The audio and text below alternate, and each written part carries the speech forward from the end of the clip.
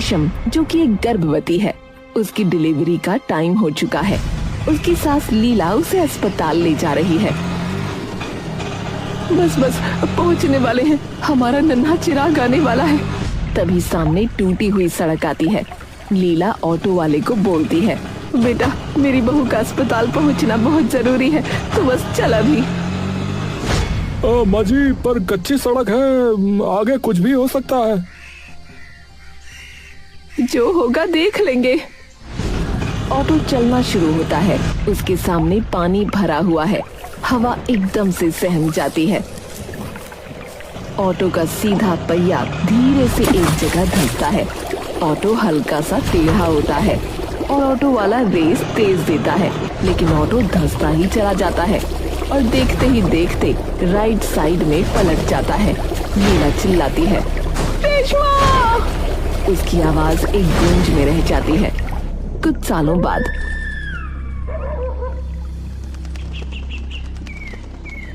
धूल और बड़े गड्ढों से भरी एक कच्ची पक्की सड़क। रमेश अपने साफ ऑटो रिक्शा हीरो को चला रहा है। रमेश थका हुआ पर ईमानदार दिखता है। रिक्शा एक बड़े गड्ढे में गिरकर जोर से हिलता है। रमेश उसे खींचने के लिए पूरी जान लगा देता है। रिक्शा के इंजन का जोर से घासना और हिलने की आवाज आती है।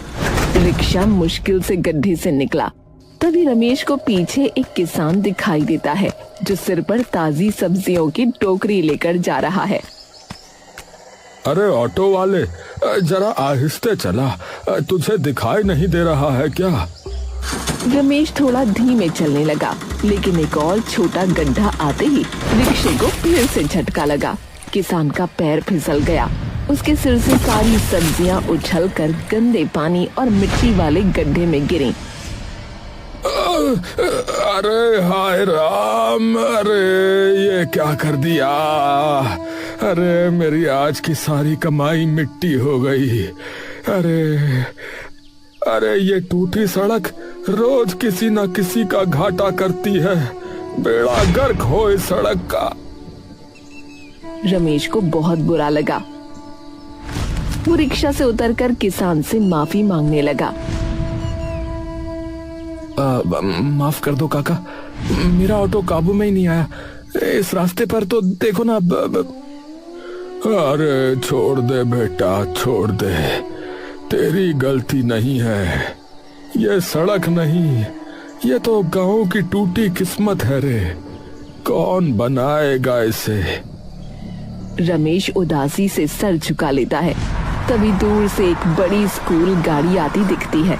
जैसे ही वो टूटी सड़क का हाल देखती है, वो बिना रुके गोल घूमकर वापस शहर की तरफ मुड़ जाती है।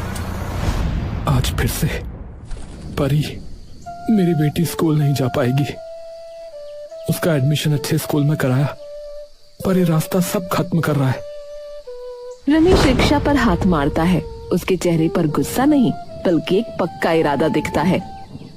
नहीं, अब बस। ये सड़क आज ही टूटी है, पर कल नहीं रहेगी। धूल और बड़े गड्ढों से भरी सड़क से थोड़ा दूर एक बड़ा टेंट लगा है। नेताजी नक्कड़ सिंह और ठेकेदार मोटू राम मेज पर बैठकर समोसे खा रहे हैं। दोनों बहुत खुश दिखते हैं और तेज आवाज में बात कर रहे हैं। झाड़ियों के पीछे छिपा रमेश सब सुन रहा है। अरे वाह नेताजी वाह, इस समोसे का मजा ही कुछ और है, जब जेब में लाखों का नया ठेका हो। और ठेका किसका है? उसी टूटी सड़क की छोटी मोटी मरम्मत का। मैंने कहा था ना, जहाँ टूटी सड़क वहीं सोने की बारिश। अरे आपकी बुद्धि को प्रणाम नेताजी। हर 3 महीने में सड़क को थोड़ा और खराब करने का प्लान कमाल है। बेचारे गांव वाले सोचते हैं कि बारिश से टूटी, पर असल में तो ये हमारी मेहरबानी है। हाँ बिल्कुल, सड़क पूरी बन गई तो हमारा धंधा चौपट। इसे हमेशा बनने वाली है वाली हालत में ही रखना है। जो गरीब लोग हमें पैसा नहीं देते, उनके लिए यही सही है। मोटू राम और नेताजी नक्कड़ सिंह दोनों जोरदार ठहाके मारकर हंसते हैं। उनकी हंसी की आवाज दूर तक गूंजी। अरे कल वो रिक्शा वाला रमेश, अरे बहुत परेशान दिख रहा था वो। बेचारा ऑटो लेकर गांव से बाहर ही नहीं निकल पा रहा। रमेश वो सीधा साधा आदमी, अरे उसे लगता है कि ईमानदारी से काम चलता है। उसे पता नहीं कि इस दुनिया में पैसा और पावर चाहिए। वो रिक्शा चलाता रहे और हम पैसे गिनते रहे। रमेश का चेहरा झाड़ियों के पीछे गुस्से से लाल हो गया। उसकी मुट्ठियां भिंच गईं। उसे अपनी बेटी परी और सब्जियां गंवाने वाले किसान की याद आई। जानबूझकर करते हो तुम लोग, गांव वालों को तंग कर रहे हो, हमारी मजबूरी पर हंस रहे हो। अब तुम्हारी इस भ्रष्टाचार की इमारत को मैं अपने रिक्शे और हाथ की मेहनत से तोड़ूंगा। रमेश बिना आवाज किए वहां से मुड़ता है और गुस्से में तेज कदमों से गांव की तरफ बढ़ता है। उसकी आंखों में अब उदासी नहीं बल्कि बदला और संकल्प है। रमेश गुस्से और तेज रफ्तार में गांव के बुजुर्ग चाचा जुगाड़ू की पुरानी हवेली के पास पहुंचता है। चाचा जुगाड़ू एक पेड़ के नीचे आराम से लेटे हुए बीड़ी सुलगा रहे हैं और अपने पैर से एक पुराने रेडियो को हिला रहे हैं। चाचा, अरे चाचा, आप यहाँ आराम कर रहे हैं और उधर शहर वाले भ्रष्ट नेता हमारा जीना आराम कर रहे हैं। अरे रमेश, अरे जरा सांस तो ले ले, है बीड़ी पिएगा क्या? अरे अरे चाचा, नहीं चाचा नहीं, बीड़ी नहीं। अरे इससे तो कैंसर होता है। क्यों पी रहे हो आप ये? बल्कि मुझे तो अभी गुस्सा आ रहा, सच बता रहा हूँ, क्योंकि उस मोटू राम और नेताजी ने जानबूझकर सड़क खराब रखी है। हमारा सारा धंधा चौपट हो गया। हैं? गुस्सा? अरे गुस्सा तो हलवा है बेटा, हलवा। ताकतवर लोगों को गुस्सा नहीं, हंसी चाहिए होती है, हंसी। तू कोई ऐसा काम कर कि उनकी अकड़ टूटे और दुनिया हंसने लगे। अरे पर क्या करूं चाचा, हमारे पास तो सिर्फ ये टूट फूट वाला ऑटो है और वो करोड़ों के ठेकेदार है। ऑटो? अरे ऑटो ही है तेरा जवाब बेटा, और मेरा देसी नुस्खा। कहाँ गया?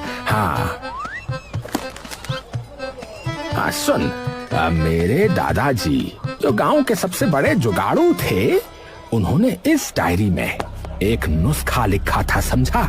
ये देख, एक खास पौधे से निकलने वाला चिपकाऊ गोंद है। गोंद? अरे गोंद से क्या सड़क बनेगी क्या? अरे चाचा, क्या मजाक कर रहे हो चाचा? लग रहा है बीड़ी फूक फूक के आप खुद फूक गए हो।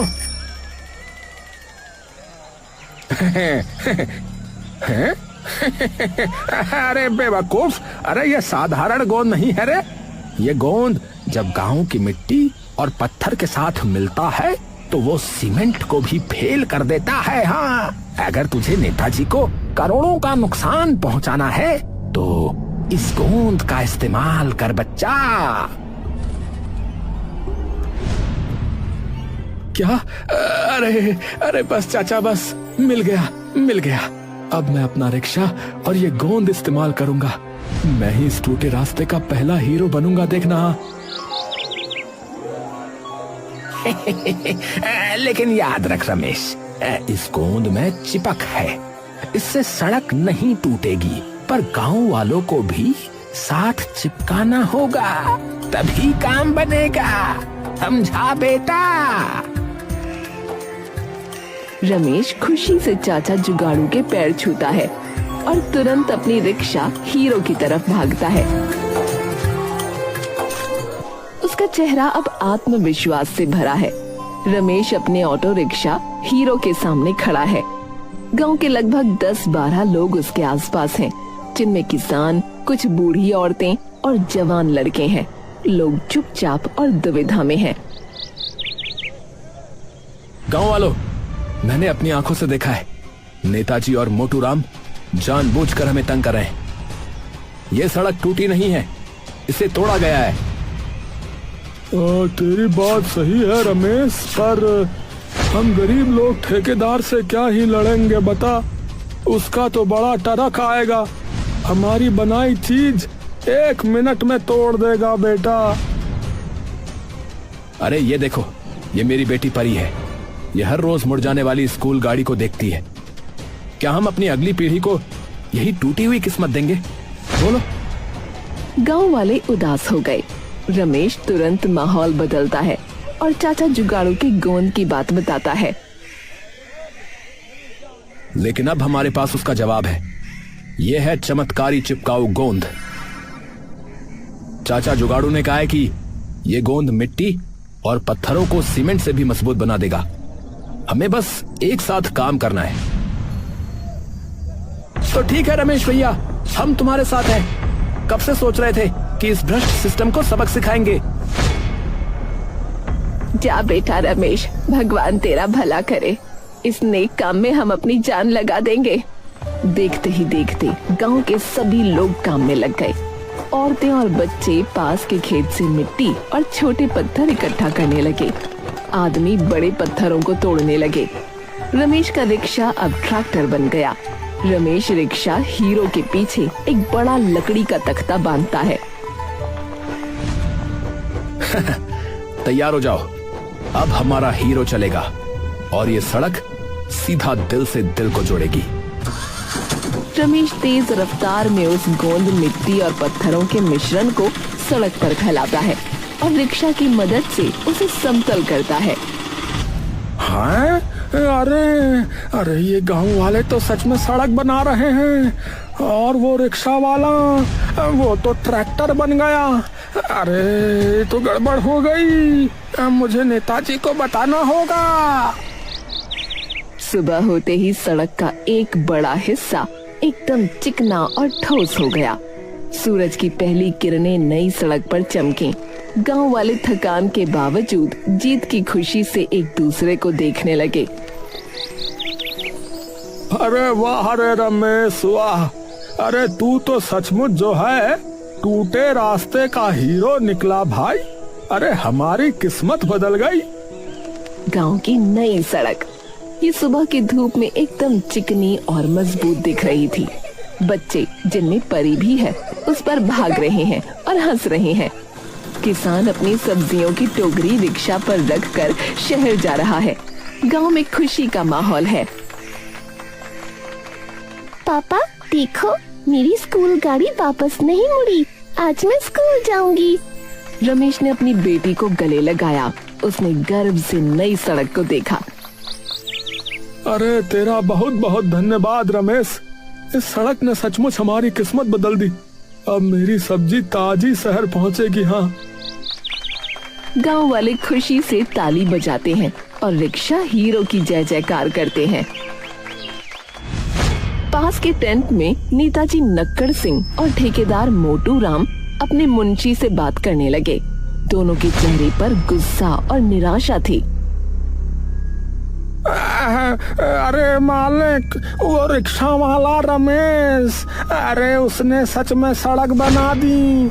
और वो गोंद, वो तो ईंट पत्थर से भी मजबूत है मालिक। क्या? कौन सी सड़क? मेरी आंखों के सामने मेरी सोने की खान बंद हो गई। ये रमेश, इसे तो मैं कच्चा चबा जाऊंगा। हमारी इज्जत का क्या होगा? अब शहर में लोग क्या कहेंगे? ठेकेदार मोटू राम एक रिक्शे वाले से हार गया। नहीं, मैं ऐसा नहीं होने दूंगा। नेताजी नक्कड़ सिंह अपने सोने की चेन को कसकर पकड़ने लगे। तभी उनके दिमाग में एक खतरनाक आइडिया आया। शांत मोटू राम, शांत। ये रमेश की जीत नहीं है, ये गांव वालों का पागलपन है। हमें उनके गुरूर को तोड़ना होगा। पर कैसे नेताजी, कैसे? वो गोंद तो टूट नहीं रहा।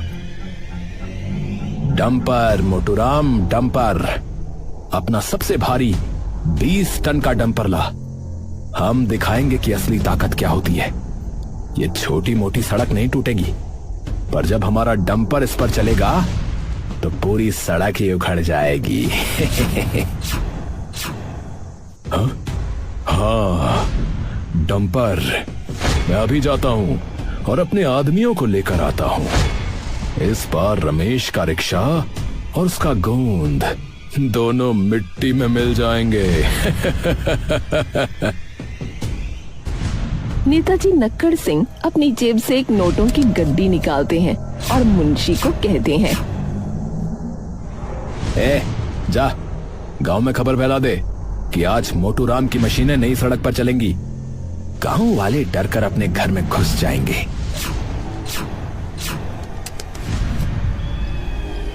और हाँ, ध्यान रखना कोई बीच में नहीं आना चाहिए।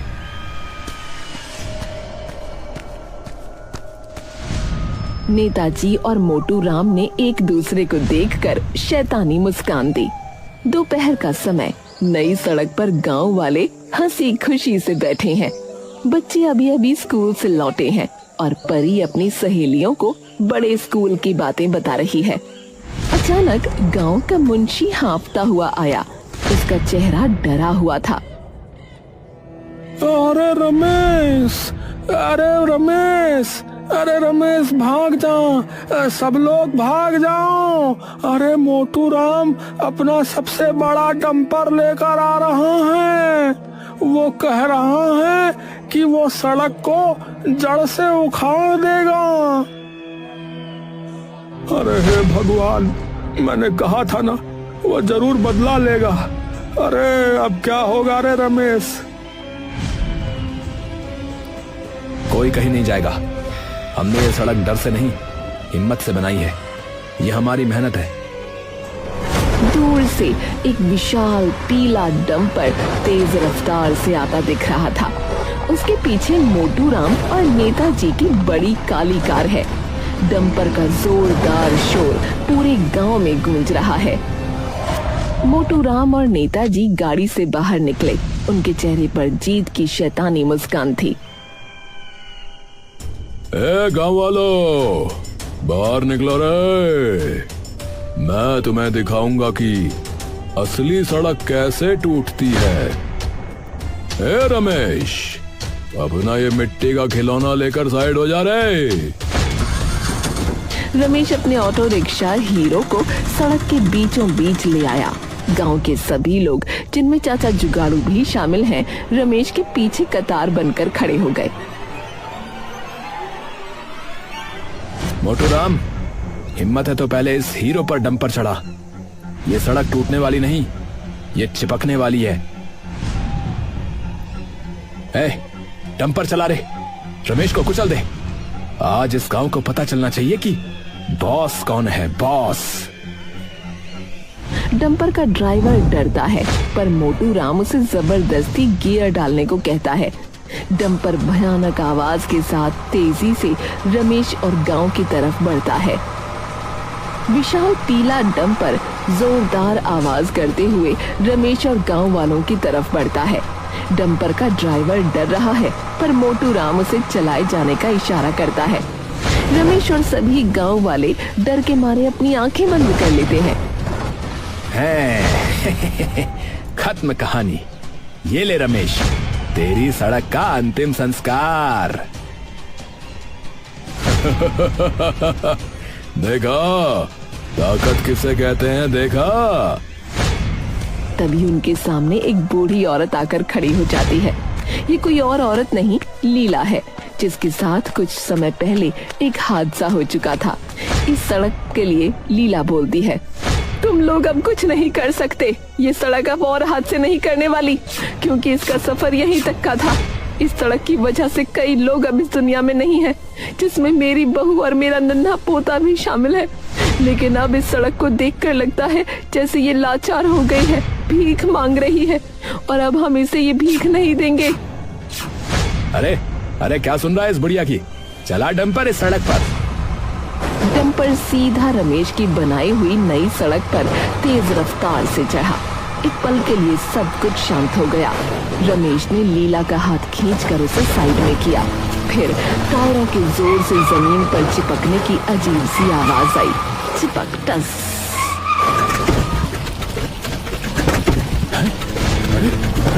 अरे ये क्या हुआ? मोटूराम, तेरा डंपर हिल क्यों नहीं रहा रे? पता नहीं नेताजी, पता नहीं, मैंने तो पूरी ताकत लगाई। अरे ये तो जाम हो गया। रमेश ने धीरे से अपनी आंखें खोली। उसने देखा कि डंपर वहीं का वहीं खड़ा रहा। वो खुशी से उछल पड़ा। मोटूराम और नेताजी, ये है चाचा जुगाड़ू के गोंद का कमाल। ये सड़क टूटती नहीं है, ये तो चिपक जाती है। तुम्हारा डंपर और तुम्हारा घमंड दोनों आज यहीं फंस गए रे। गांव वाले जो अभी तक डरे हुए थे, रमेश की बात सुनकर खुशी से चिल्लाने लगे। वो तालियां बजाने लगे और मोटू राम नेताजी को चारों तरफ से घेर लिया। मैंने कहा था ना रमेश, ताकतवर को हंसी चाहिए होती है। आज इनकी अकल ठिकाने आ गई। बड़ा नेताजी बनता फिरता था, और ये मोटू राम है बड़ा ठेकेदार बनता फिरता था। नेताजी और मोटू राम एक दूसरे को देखते हैं। उनका चेहरा शर्म और गुस्से से काला पड़ जाता है। मोटू राम और नेताजी नक्कड़ सिंह दोनों पूरी तरह फंस चुके हैं। गांव वाले उन्हें घेर कर खुशी से शोर मचा रहे हैं। अरे छोड़ो हमें, तुम सब नहीं जानते कि मैं क्या कर सकता हूँ। अरे ये रिक्शा वाला, इसने मेरा करोड़ों का डंपर बर्बाद कर दिया। बर्बाद नहीं किया मोटू राम, तुम्हारी बुरी नीयत को जाम कर दिया है। तभी दूर से पुलिस की गाड़ी के सायरन की आवाज आई। चाचा जुगाड़ू ने पहले ही किसी लड़के को शहर भेज दिया था। अरे कौन है ये सब, और ये डंपर भी सड़क पे कैसे फंसा रहे? इंस्पेक्टर साहब, ये जो बंदा खड़ा है खुद को नेताजी बोलता है हमारा, और ये मोटू राम है। ये जानबूझकर हमारी सड़क तोड़ रहे थे ताकि इन्हें बार बार ठेका मिलता रहे, हैं? और वो इस सड़क के पैसे से अपने न्यारे वारे करते रहे। हमारे पास इस बात का सबूत है इंस्पेक्टर साहब। गांव वाले एक साथ चिल्लाकर अपनी बात कहते हैं। पुलिस इंस्पेक्टर डंपर को ध्यान से देखता है और फिर नेताजी के चेहरे को देखता है। अरे कानून की नजर में सब बराबर हैं।